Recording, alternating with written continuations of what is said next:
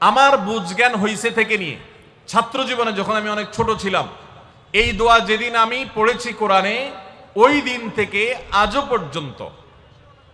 পর্যন্ত আমার মনে হয় না আমার জীবনে 2 মিনিটের কোনো দোয়াও যদি হয়, 1 মিনিটের দোয়াও যদি হয়, মুহূর্তের দোয়াও যদি হয়, আমি এই দোয়াটা কখনো মিস করি বলে, জ্ঞাতসারে মিস করি বলে আমার মনে পড়ে না। ছাত্র জীবন থেকে শুরু করেছি, আজও পড়ে যাচ্ছি।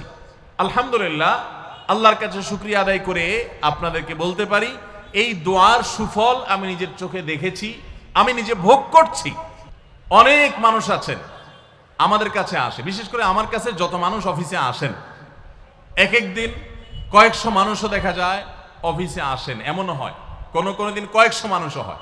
তো আমাদের অফিসে অনেকগুলো ডেস্ক আছে, অনেক আলেম আছেন, তারা সমাধান দেন বসে বসে, তারা সহযোগিতা করেন আমার সাথে। অনেকগুলো ডেস্ক বসাতে হয়েছে, এত বেশি মানুষ আসে। আপনারা অবাক হবেন, সবচেয়ে বেশি মানুষ আসে যেই ইস্যুটাকে নিয়ে, সবচেয়ে বেশি মানুষ আসে সেটা হলো দাম্পত্য কলহ, স্বামী স্ত্রীর ঝগড়া বিবাদ, তালাক, এগুলো নিয়ে সবচেয়ে বেশি সংখ্যক মানুষ আছেন। এবং আপনারা আরো অবাক হবেন, গরিব মানুষদের মধ্যে স্বামী স্ত্রীর মধ্যকার দূরত্ব, তাদের মধ্যকার কলহ, দ্বন্দ্ব, ঝগড়া, ফাসাদ, এগুলোর পরিমাণ বা রেশিও যত বেশি, টাকা পয়সা যাদের আছে, সামাজিক অবস্থান যাদের ভালো, আমার অভিজ্ঞতা হলো তাদের মধ্যে দাম্পত্য জীবনে কলহের পরিমাণ তুলনামূলক বেশি। তাহলে অনেক যুবক আছেন যারা বিয়ে শাদী এখনো করেন নাই, শুধুমাত্র হাতটা কসলাচ্ছেন আর চিন্তা করতেছেন চাকরিটা শুরু করতে পারি, ব্যবসাটা শুরু করতে পারি, বিদেশটা যায় সারতে পারি, টাকার বস্তা কামাই করে ফেলবো। তখন বউ একেবারে শুয়ের মতো সোজা থাকবে, আমাকে দিল জুড়ে ভালোবাসবে, আদর করবে, ভালোবাসা হবে, সমৃদ্ধি হবে, চোখে মুখে লাল নীল রঙিন স্বপ্ন অনেক যুবক ভাইরা এখনো দেখছেন। আপনাদেরকে বলছি, টাকা পয়সা দিয়ে দাম্পত্য জীবনে শান্তি কেনা যায় না। টাকা পয়সা এবং সামাজিক অবস্থান দিয়ে মানুষ সুখী হয় না। আমাদের কাছে অনেক মানুষ এসে চোখের পানি ফেলেন, তাদের সামাজিক অবস্থান অনেক মজবুত, তাদের সামাজিক স্ট্যাটাস কল্পনার অতীত, কিন্তু তারা পারিবারিকভাবে সুখী নন। আমানতদারিতার কারণে তাদের প্রাইভেসি রক্ষা করি আমরা, কখনো ইশারাঙ্গিত আমরা তাদের প্রাইভেসি ভঙ্গ হতে পারে সেভাবে বলি না। কিন্তু আমরা রেশিওটা আপনাদের সামনে পেশ করছি এজন্য, আপনারা যারা হাত কসলাচ্ছেন, যারা বেকার যুবক আছেন, যারা স্টুডেন্ট আছেন, যারা মনে করছেন যে টাকা পয়সা কামাই করে বস্তা ভরি, তারপরে আমি বিয়ে শাদী করে ফেললে সুখের সাগরে হাবুডুবু খাবো, আমি এরকম দেশ বিদেশ ঘুরতে থাকবো, এই রঙিন স্বপ্ন যারা দেখছেন তাদেরকে বলছি, বিশ্বাস করুন, সুখের সাথে এই টাকা পয়সা এবং সামাজিক অবস্থানের সম্পর্ক আপনি যতটা আছে মনে করেন, বাস্তবে ততটা নাই। সুখী দাম্পত্য জীবনের জন্য পুরুষ এবং নারী উভয়ের জন্য সর্বপ্রথম এবং প্রধান করণীয় হলো আল্লাহ তাআলার কাছে অনেক আগে থেকে দোয়া করতে থাকা, দরখাস্ত সাবমিট করা যে আল্লাহ, আমার পরিবার, আমার স্ত্রী, আমার অনাগত সন্তান সন্ততি যারা আসবে আমার বংশে, আমার ঘরে, আমার সংসারে, আমার পরিবারে, আল্লাহ আপনি তাদেরকে নেককার, তাদেরকে মুত্তাকিদের ইমাম এবং তাদেরকে এমন মানুষ বানিয়ে দেন যেন তারা চক্ষু শীতলকারী হয়। আপনাদেরকে একটা দোয়া শিখাতে চাই, অনেকে হয়তো জানেন, সূরা ফুরকানের ৭৪ নম্বর আয়াত। সূরার নাম কি বলেছি? ফুরকান। আয়াত নম্বর কত বলেছি? ৭৪। এজন্য আপনাদেরকে আমি বলতে চাই, বিবাহিত হন কিংবা অবিবাহিত হন, আপনার দাম্পত্য জীবনের সুখের জন্য সর্বপ্রথম এবং প্রধান করণীয় হলো এই দোয়া। এর বাইরে আরো সাধারণভাবে আল্লাহ তাআলার কাছে দোয়া করতে থাকা, যেন আল্লাহ তাআলা আপনাকে এমন একজন জীবন সঙ্গী দেন। মা বোনরা দোয়া করবেন জীবন সঙ্গী, আপনারা দোয়া করবেন এমন যেন জীবন সঙ্গিনী দেন, যে জীবন সঙ্গী আপনার চোখ জুড়ানোর মতো হবে। দেখুন, আল্লাহর ভাষা এমন যে এই ভাষা তো অলৌকিক, এটাতে কোনো মানুষের ভাষা নয়। দোয়ার ভাষ্য লক্ষ্য করেন, আল্লাহ শিক্ষা দিচ্ছেন আমাদেরকে, রব্বানা হাবলানা মিন আজওয়াজিনা ওয়া যুররিয়াতিনা কুররাতা আয়ুন, হে আমাদের রব, আমরা আপনার কাছে এমন স্ত্রী চাই, এমন সন্তান চাই, এমন পরিবার চাই, যেই পরিবারের সদস্য, আমার স্ত্রী, আমার সন্তানরা আমার নয়ন জুড়াবে, আমার চোখ জুড়াবে, এরকম মানুষ চাই। একটু ভাষাটা লক্ষ্য করুন। আমরা সাধারণত দোয়া করলে কি চাই? আমরা এক একটা দিক চাই।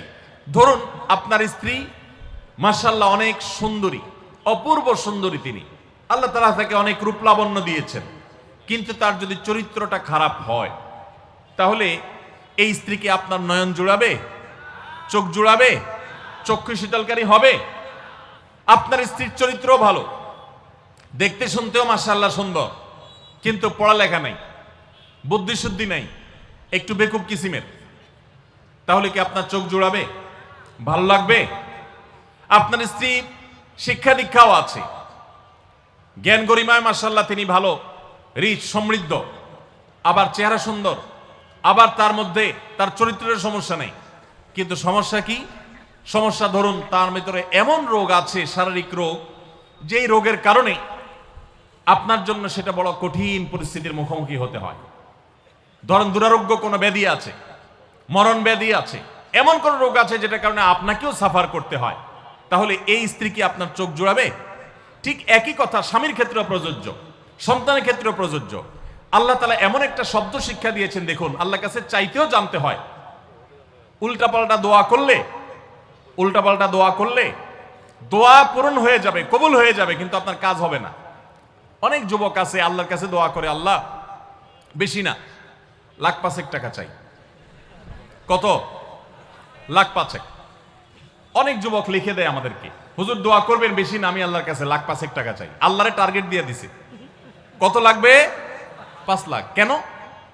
একটা বাইক কিনবে, যুবক মানুষ, রাস্তাঘাটে বাইক ছাড়া চললে ভালো লাগে না, আর একটা ভালো সেট কিনবে, না হলে ফেসবুক স্ট্যাটাস ভালো করে দেওয়া যায় না, ছবি তুলে দেওয়া যায় না। সাইফুল্লাহ ভাই ছবি তুলে দিতে বলছেন না, মাহফিলের ছবি তোলা যায় না। আর কিছু টাকা দিয়ে ছোটখাটো একটা দোকান টোকান কিছু একটা করবে, বিয়ে শাদীর ব্যবস্থা করবে, বাস, বেশি কিছু চাই না। তো আল্লাহ তাআলা 5 লাখ টাকা ধরেন আপনাকে দিয়ে দিল, সাথে একটা রোগও দিয়ে দিল, ওই রোগে খরচ হবে 6 লাখ। তাহলে আপনার এই 5 লাখের কোনো মানে আছে? আপনারা একটা প্রসিদ্ধ ঘটনা অনেকেই শুনেছেন, একটা চুটকি, যে এক যুবক দোয়া করছে, আল্লাহ তোমার কাছে আমি এমন একটা লাইফ চাই, বিশেষ করে বেকার যুবকরা এগুলো বেশি দোয়া করে, আল্লাহ তোমার কাছে এমন একটা লাইফ চাই, বেশি কিছু না, যে লাইফে 2 হাত ভর্তি টাকা থাকবে আর আশপাশে শুধু নারী আর নারী থাকবে, এরকম একটা লাইফ চাই। তো আল্লাহ তাআলা তার দোয়া কবুল করে ফেলছে। দোয়া কি করছেন? কবুল করে ফেলছে। দোয়া কবুল করছেন কিভাবে? দোয়া কবুল করে তাকে আল্লাহ তাআলা এমন একটা বাসের কন্ট্রাক্টর বানিয়ে নিছেন, যে বাসটা হলো মহিলা বাস, চারপাশে শুধু নারী আর নারী, সব মানুষের, আর হাত ভর্তি টাকা আর টাকা সব বাস মালিকের। দোয়া কিন্তু কবুল হয়ে গেছে। তো আল্লাহ তাআলার কাছে উল্টাপাল্টা দোয়া করলে কি হয় দেখছেন? দেখুন দাম্পত্য জীবনে সুখের জন্য দোয়া কিভাবে করতে হবে আল্লাহ শিখিয়ে দিয়েছেন। রব্বানা হাব লানা মিন আজওয়াজিনা ওয়া যুররিয়াতিনা কুররাতা আয়ুন, আল্লাহ আমার পরিবারের সদস্যরা যেন এমন হয় যে তাদেরকে দেখলে আমার নয়ন জড়িয়ে যাবে।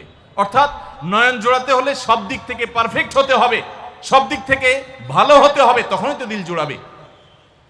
ওয়াজআলনা লিল মুত্তাকিনা ইমামা, আর আমাদের সবাইকে, গোটা পরিবারকে আপনি মুত্তাকিদের ইমাম বানায় দেন, সৎ মানুষ বানায় দেন। কারণ সৎ যদি না হয়, আল্লাহভীরু যদি না হয়, তাহলে কখনো তাদের মাধ্যমে আপনি সুখ শান্তি পেতে পারেন না। তাহলে প্রথম করণীয় দাম্পত্য জীবনের সুখের জন্য, সুখী দাম্পত্যের জন্য আল্লাহর কাছে দোয়া করতে থাকা। সূরা ফুরকানের ৭৪ নম্বর আয়াত, এর পাশাপাশি আরো যত আয়াত আছে, অথবা সাধারণভাবে আপনি আল্লাহর কাছে, আল্লাহ আমি ভালো সঙ্গী যেন পাই সেজন্য দোয়া করতে থাকবো। আল্লাহ আমাদেরকে তৌফিক দান।